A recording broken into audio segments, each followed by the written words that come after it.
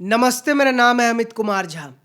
बाल ठाकरे की विरासत इतनी बड़ी रही है, जनता के बीच उनका आदर सम्मान इतना ज़्यादा रहा है कि जब माइकल जैक्सन भी मुंबई आया था तो बाल ठाकरे से ज़रूर मिला था। इसको कहते हैं रसूख, इसको कहते हैं इज्जत। लेकिन अब क्या हो गया है? उन्हीं के बेटे और भतीजे ने मिलकर उनकी विरासत पर मिट्टी डाल दिया है, खत्म कर दिया है। क्योंकि बाल ठाकरे कोई सामान्य व्यक्ति नहीं थे। उन्होंने नीचे से शुरू करके शिखर तक का, जो राजनीति का शिखर होता है, वहाँ तक का सफ़र तय किया है। ये कोई आत्मकथा हम नहीं सुनाने वाले हैं। ये सीधा होने वाला है, सिंपल सी बात कि कैसे एक व्यक्ति एक कट्टरवाद की विचारधारा से शिफ्ट होकर हिंदू हृदय सम्राट बनता है। और बाल ठाकरे का जो राजनीतिक सफ़र रहा है बड़ा ही इंटरेस्टिंग रहा है, क्योंकि बाकी नेताओं की तरह वो कोई छात्र की राजनीति में नहीं जुड़े रहेगी, एबीवीपी से चलो, एनएसयूआई से चलो, नहीं।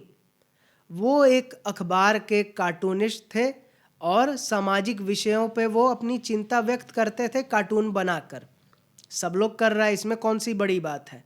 बड़ी बात यह है कि उन्होंने वो अखबार छोड़कर खुद का अखबार शुरू कर दिया, जिसमें वो मराठी भाषी लोगों की चिंताओं को व्यक्त किया करते थे।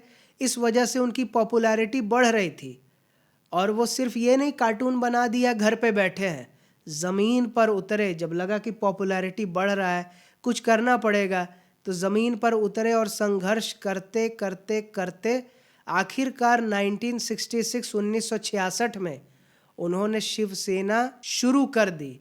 वहाँ से उनका जो मोटिव था, जो मकसद था, वो क्या था कि साउथ के लोग, यूपी बिहार के लोग, मराठी भाषी लोगों का रोज़गार छीन रहे हैं, नौकरी छीन रहे हैं, इनके खिलाफ हमें लड़ाई लड़नी है। इस नाम पर वहाँ का लोग काफ़ी एकजुट हुआ। जिस तरह से आज अमेरिका में ये गोरे लोग भारतीयों के खिलाफ कैसे गोलबंदी कर रहे हैं कि नहीं, हमारी नौकरी छीन रहा है, इससे नफ़रत करो, ये वो। लेकिन वहाँ जो अमेरिका में हो रहा है और यहाँ जो मुंबई में चल रहा था, इसमें ज़मीन आसमान का फ़र्क है।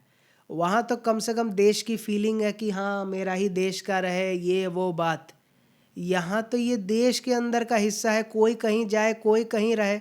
तो यहाँ ये कट्टरवाद दिखाता है, चरम वाला, इससे ज़्यादा कुछ नहीं। और जब बाल ठाकरे को लगा कि इससे नहीं चलेगा, ये सिर्फ हम मराठी मराठी करते रहें, उतनी सीटें भी नहीं आ रही थी, कोई फ़ायदा भी खास हो नहीं रहा था, तब उन्होंने राम मंदिर आंदोलन की तरफ रुख किया, बीजेपी के साथ आए, हिंदुत्व की विचारधारा अपनाई, मराठी अस्मिता को साथ लेकर चलते हुए तब वो बने बाला साहब ठाकरे। और तब उनका ये कंट्रोल आया मुंबई पर, और वहाँ से निकलकर महाराष्ट्र तक गया, कि जिससे अपनी पार्टी का सीएम तक बनवा लिया।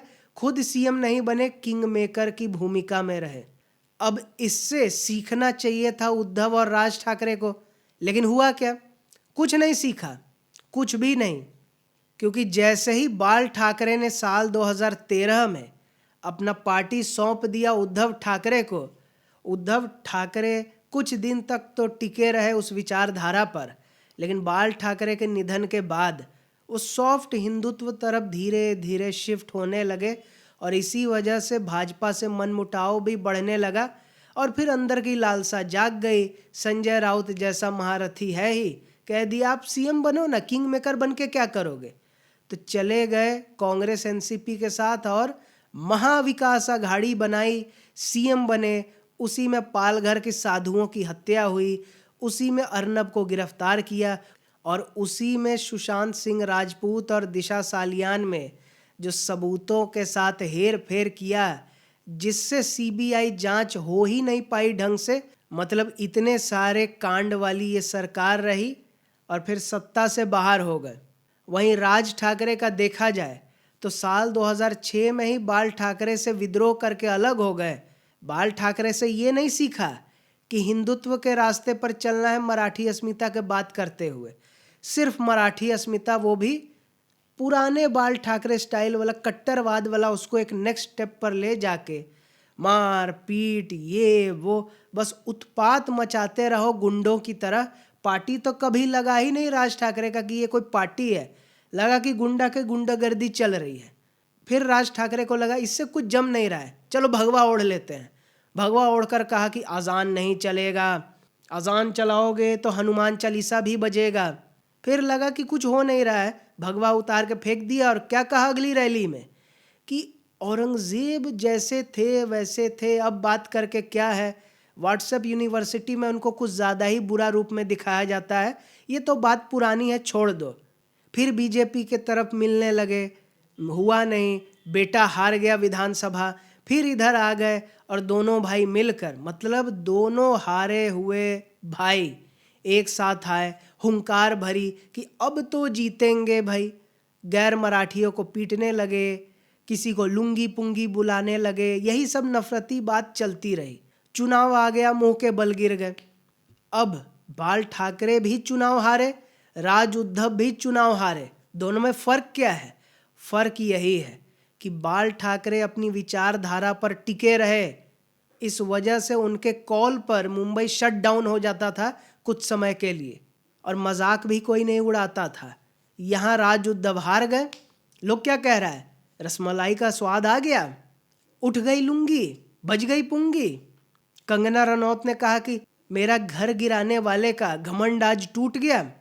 और अर्नब गोस्वामी उद्धव जी, ये जी कहाँ, नीचे। यही इज्जत रह गई है, ये है इज्जत आज के टाइम में ठाकरे परिवार के चश्मो चिरागों की।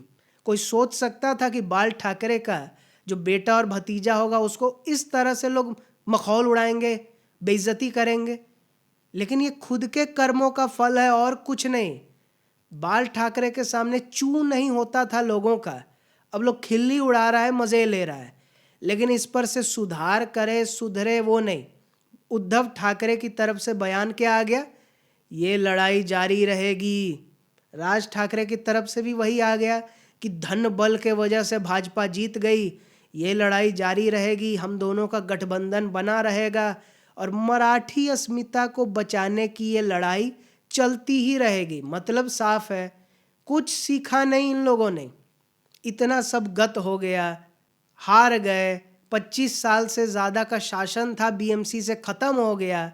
अब कहाँ से पार्टी चलेगा जब ये नहीं है? इसकी कोई चिंता नहीं है, अभी भी वही नफरती बातें जारी हैं, मराठी मराठी मराठी, और कोई विजन नहीं, न विकास न हिंदुत्व नहीं।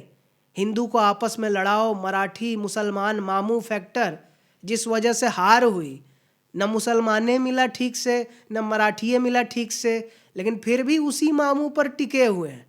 मतलब जिस तरह से राहुल गांधी और कांग्रेस ये लोग हारते हैं तो कोई असेसमेंट नहीं, जिस वजह से हारे हैं फिर वही करेंगे, वही इन दोनों का भी हाल है। और जब तक पार्टी खत्म ना हो जाए, जब तक बेटों का और खुद का राजनीतिक करियर खत्म ना हो जाए, चैन की सांस नहीं लेंगे। इन दोनों का यही प्रण है। और इसीलिए हम कह रहे हैं कि कहाँ बाल ठाकरे का एक इज्जत था, एक रुतबा था, एक शान थी।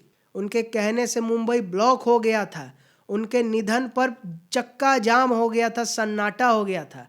और वहीं इन दोनों की ऐसी हरकतों से और सबक फिर भी ना लेने के वजह से साफ लगता है कि ये लोग बाल ठाकरे का लेगेसी को जब तक ख़त्म नहीं करेंगे, कि मतलब ठाकरे का कोई नाम लेवा ना रहे, तब तक ये लोग चैन की सांस नहीं लेंगे और इसी तरह से बकवास करते रहेंगे।